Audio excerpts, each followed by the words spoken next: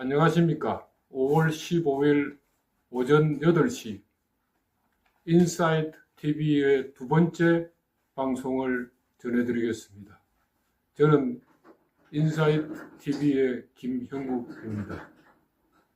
어제 도널드 트럼프 미국 대통령과 시진핑 중국 수석은 정상회담을 했습니다. 이란의 휴전 그리고 호르무즈 개방에 합의했다고 오늘 아침 백악관이 발표했습니다. 또한 무역과 경제 교류에도 긍정적인 논의를 가졌고 오는 9월 24일에는 시진핑 주석이 워싱턴을 방문한다고 전한 바입니다. 트럼프 대통령이 일기 당시 방문 이후 9년 만에 방문한 것인데 이번에는 우리가 잘 아는 테슬라의 일론 머스크, 엔비디아의 젠슨 황 등 경제 거물들이 미국 강요와 함께 방문한 만큼 미국과 중국은 경제 그리고 무역 영역에서 상당한 합의를 이루었습니다. 그러나 과연 중국이 호르무즈 해협에서 적극적으로 이란을 설득하리라고 기대하기에는 아직 이르다고 봅니다. 인사이트 뉴스가 관심을 가지고 들여본 장면은 시진핑 주석이 베이징 인민대회당에서 실시한 모두 연설입니다. 시진핑 주석은 미국과 중국이 투키디데스 함정, 트랩에 이걸 뛰어넘고 균형 잡힌 대국 양국 관계로 새로운 파라다임에 진입하자고 언급합니다. 그리고 대만 문제는 미국이 들여다보지 말아야 하는 중국의 국내 영역이라고 레드라인을 강조합니다. 중국이 고대 그리스 아테네와 같은 신흥무역국으로 부상 중인데 기존 강대국인 스파르타가 아테네의 부상으로 패권지를 빼앗길까를 두려움으로 펠로폰네소스 반도 지금의 그리스에 전쟁이 일어났다는 2000년 전의 그리스 역사 정치학자 투키디데스가 분석한 역사적 사례이지요. 또 이것을 투키디데스에 이어서 이 분석을 원용하여 현대 20세기까지 전쟁을 두려움, 상대 국가의 부상에 적용한 하버드 대학 정치학과 교수 그레엄 알리슨이 투키디데스의 트랩이라는 용어를 쓰면서 정치학에서는 유명한 정치적 용어가 되었습니다. 투키디데스 트랩. 이건 고대 그리스에서 아테네와 스파르타의 부상과 전쟁 그리고 쇠멸을 이야기한 대역사서입니다. 우리 같으면 중국의 삼국 사기나 아니면 많이 읽히는 삼국지와 같은 그런 책입니다. 이렇게 시진핑이 이렇게 인정함으로써 한편으로는 시진핑 본인이 역사 정치학에 정통하다는 제수추어로도 보입니다. 쟁점은 중국이 신흥부사국 아테네라는 시진핑 주석의 인식입니다. 여러분, 과연 중국이 2000여 년 전 아테네일까요? 그러면 미국이 스파르타일까요?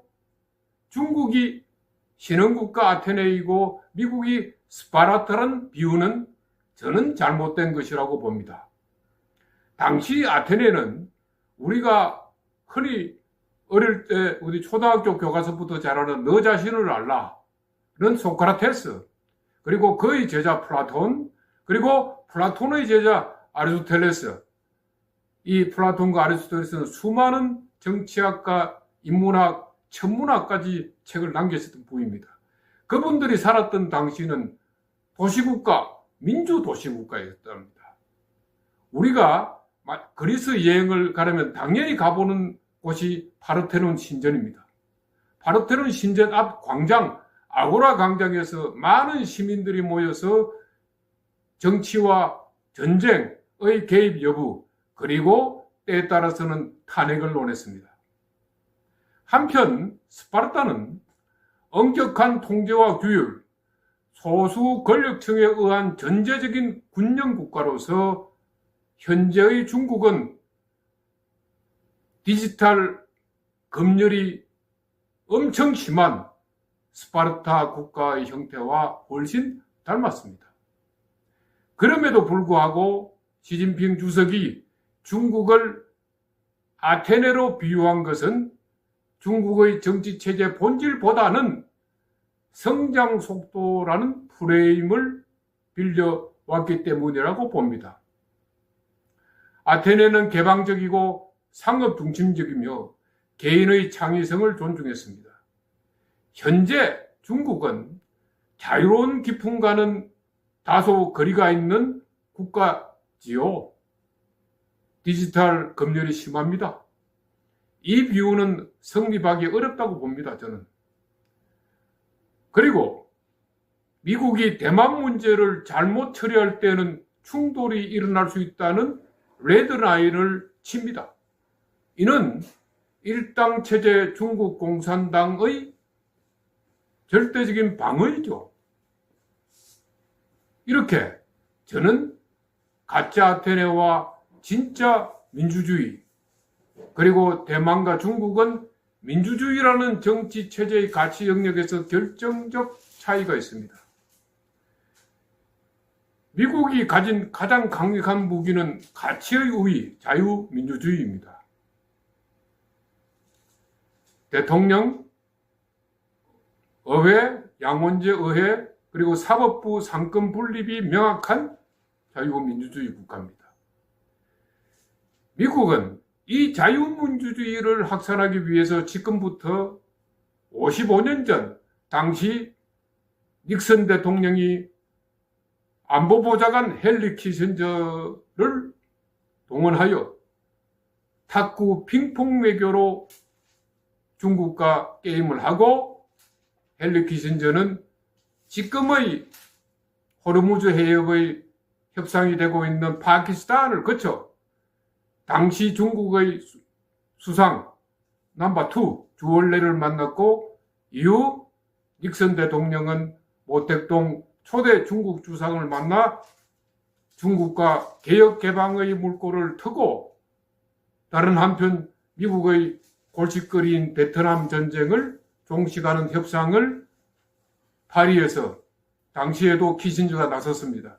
그리고 소련 봉쇄 정책을 수립하고 고르바초프 등장 이후 개방하도록 하고, 또한 덩샤핑이 등장했을 때는 중국의 개혁 개방을 도와서 덩샤핑이가 한 요구, 무엇보다도 10,000명 이상의 유학생을 미국이 좀 받아달라. 그렇게 해서 저도 미국에서 공부할 때 1980년 초반에 수많은 중국어 유학생들이 미국의 유수한 대학으로 와서 공학과 이학을 공부하고, 그 두뇌들이 지금 중국의 정보통신의 그리고 많은 산업 철강의 문제를 일으켰답니다. 이렇게 미국이 기여한 바가 있지요.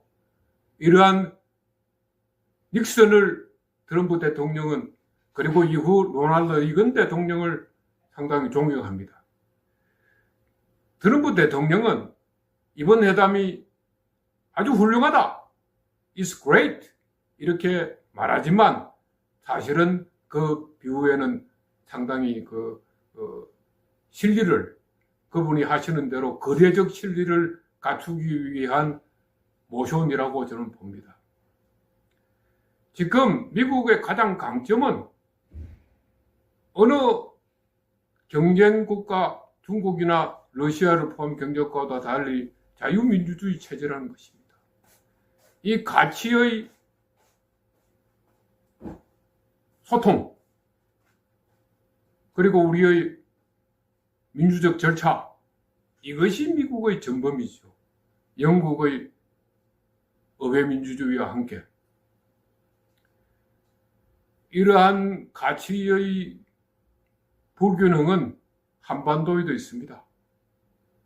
우리가 1948년 이승만 대통령의 시작으로 건국된 역사, 물론 4.19도 있었고 이후 5.16으로 박정희 장군이 대통령으로 해서 18년 대한민국의 경제발전을 이끌었습니다. 그리고 지금은 지방자치까지 출시하는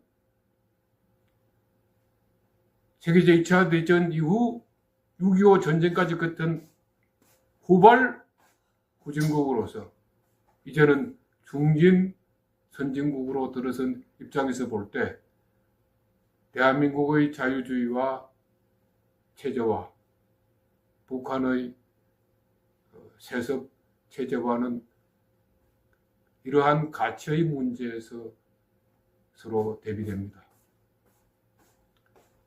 오늘 이상으로 제 두 번째 인사이트 TV를 전해드립니다. 부디 건강하시고 하시는 일에 다 잘 되기를 바랍니다. 그리고 역시 이게 유튜브 방송인지라 제가 부탁 말씀은 좋아요, 구독 좀 눌러주시고 참 그리고 여기서 하나 이 뒷면에 준비한 것이